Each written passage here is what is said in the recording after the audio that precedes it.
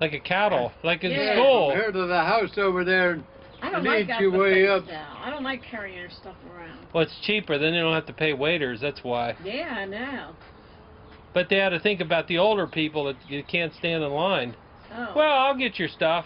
And I Well, always, Gene's coming, right? Yeah, I always somehow, wait but to the end of the I damn can go thing and then and- walk right up. Yeah. I have to carry it. I have to get dressed. So Is Greg going or? No, he has a meeting down Chambersburg this evening. It's something of their work. Did you tell me Did you tell me he was running for office? He did, yeah. He ran for office different times, but he never won. Well, they say you have to run and lose before you win. He don't win enough. He don't visit enough beer joints. That's the way you win in He politics doesn't. in Perry County. Oh, is that Right, right? the beer joints. Jen You thinks better have to believe go it. to beer joints to get the You have to get to know the boys, huh? That's what he says. 50 years ago, I could have run for president and made it. Yeah, you were pretty popular, huh? Well, I played in all the beer joints around. Oh, that's true. Yeah. I'll see I you haven't guys had it. later. Okay. I haven't drunk a drop since the 2nd of February 1962, but I played in all of them. I used to play 7 nights a week. 7 nights a week. Yeah, 7 nights a week. Worked in my gun shop, officiated in all the sports, and worked at the Navy at Mechanicsburg. Of course, I'd go over there and call the Philippines and Holy Loch, Scotland, and the Azores, and get my. I was responsible for the M60 gun that one that shoots so fast, 250 rounds a minute, like the old Gatling guns, and I'd get that under control, and then I'd tell Dusty Rhodes sat beside me. I'd get down to the head and sit there in the commode for half an hour, and if I got an important call, he come down and tap me and give me a wake. Otherwise, I'd sleep for about an hour in the commode. That's where you did your best work, huh? Oh yeah. Who was in your? Did you play with? You played with Charlie Fowle, didn't you? I did some. Yeah, I used to play down at the Legion with Charlie and his outfit, and we'd quit at 1 o'clock, and I'd go out to Joe Wolliver's beer joint out there, West Enola, and play till 5 in the morning. Oh my goodness! He didn't worry about hours or anything else.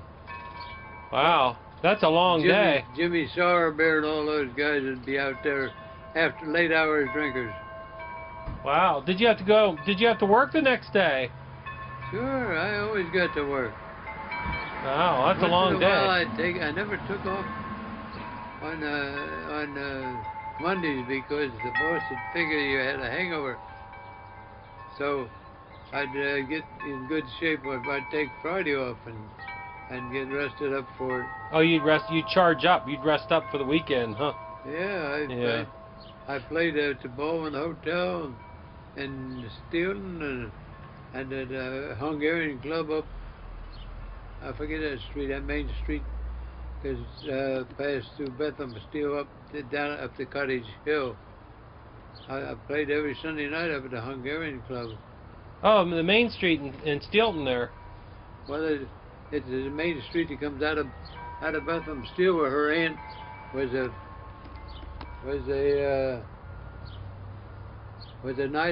a telephone operator. Oh. And the back way back, they gave her a fifth of old Highspire whiskey, and she gave it to me about 3 years ago. I can get $500 for it. Oh, is that It's in right? there, I turn it over once in a while. I keep the top of it. It should still be good, shouldn't it? Huh? It should still be good, shouldn't it? Oh yeah, whiskey. There's alcohol.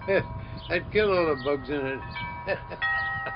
Either that or make them drunk to death, Yeah, huh? a guy offered me $500 for it. She gave it to me about 3 or 4 years ago. She's incapacitated out in the manor house. Oh. She had $500,000 in the bank and willed it all to what's this restaurant over here, the first one, Wendy's. Oh, Wendy's, yeah. Yeah, Thomas. Oh, Dave Thomas. Yeah, she willed it to them for the kids. Oh, for the orphans. Yeah, he was an orphan, that Dave Thomas. Yeah. Well, my daughter Jane is executor of her estate and all that. She goes over to see her. Oh, is that 3-4 right? times a week, and Hey Jed, I went up here to you know Victoria Neidig? Yeah, Victoria Miller. Yeah. Did you know her growing up? I know her well. Her husband was in my grade in school for a while, and then he flunked a grade, got behind me. Don Neidig. He flunked. Yeah, he was a good artist, but somewhere along the line, here in the 3rd or 4th grade, he something happened. He didn't pass the test, and Mrs. Zimmerman flunked him. Down Well, here. they used to flunk you in school. Yeah, he got a grade behind me. Then he was a grade behind me. Up to then he quit school about freshman or something like that. Yeah, they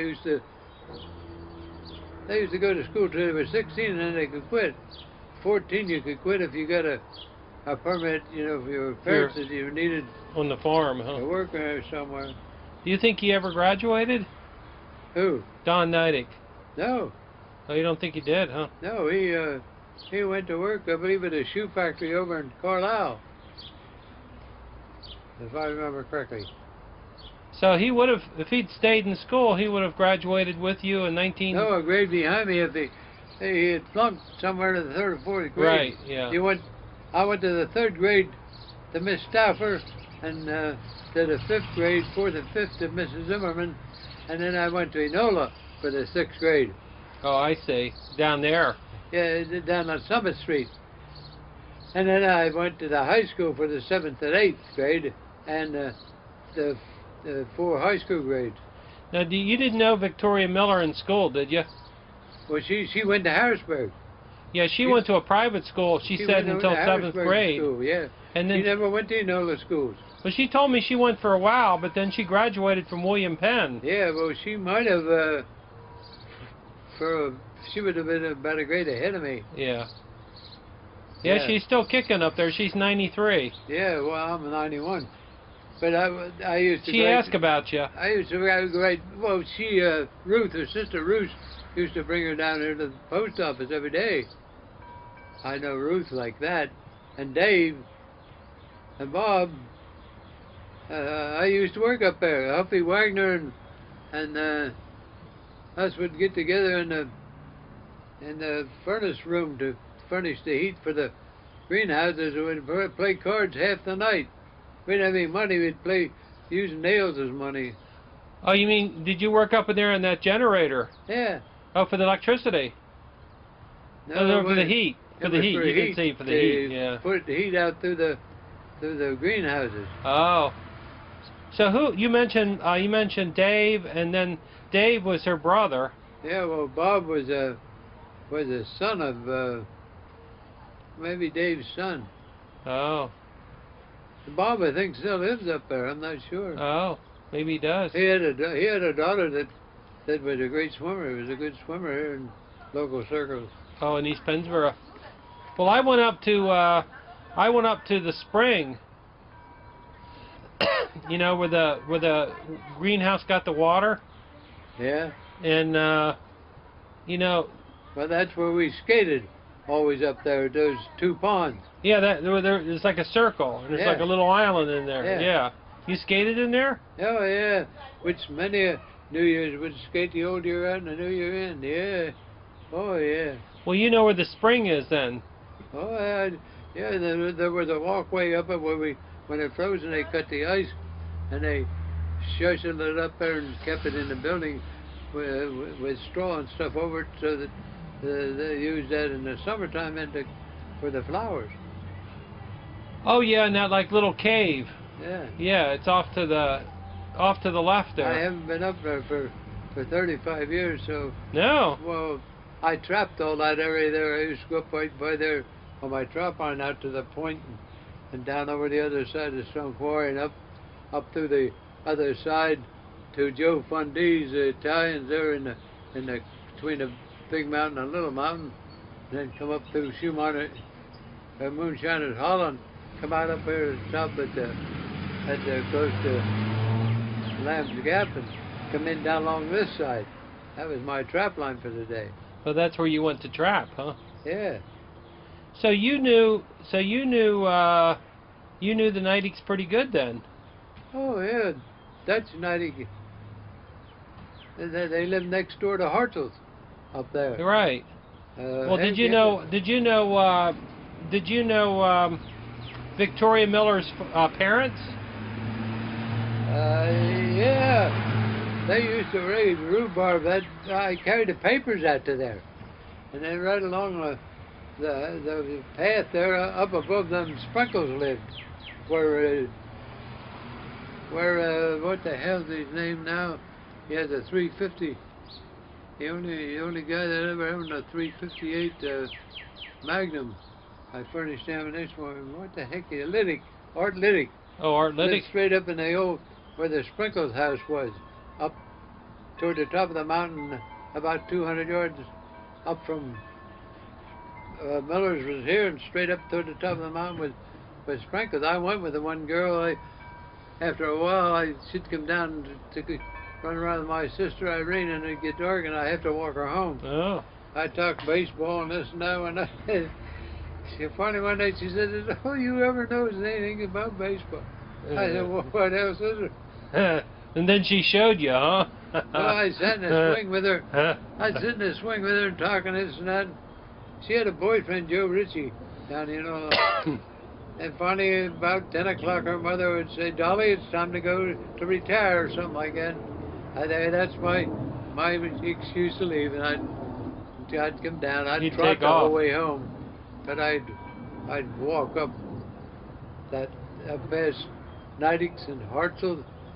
Well, Sid Sherd Gates lived up there at one time, and then that guy was a game warden, and his girlfriend.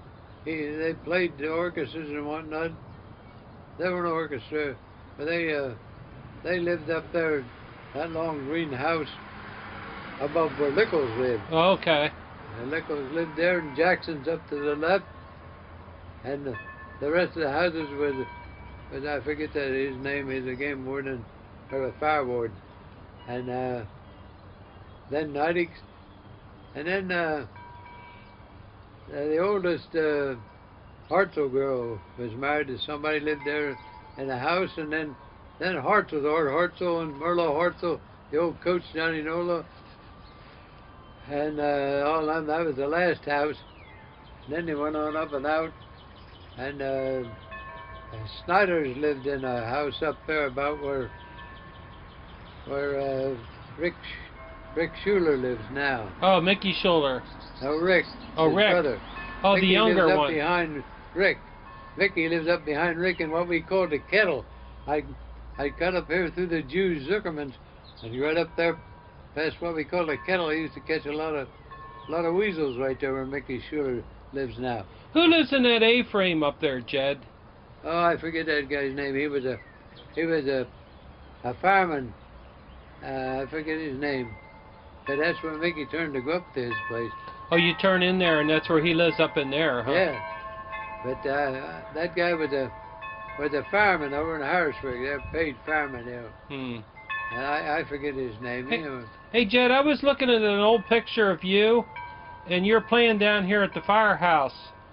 And I think John Long took the picture. I'm not sure, but you're playing your banjo, the same one you have now. Yeah. And you have your group with you. Well, I had so many guys, but I had Kenny Luther, and I had what was that girl's name? I forget it now. Messimer's wife, Boyd Messimer's son.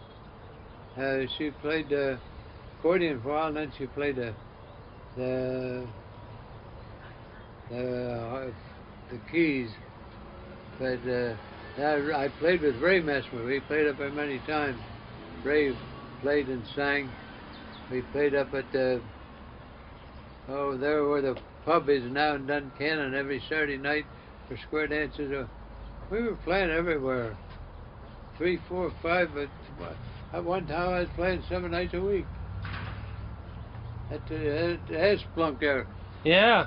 Well, wonder what they're going to do over there at the State Farm. Well, they're going to build all houses up in there, the whole way from down. They're talking about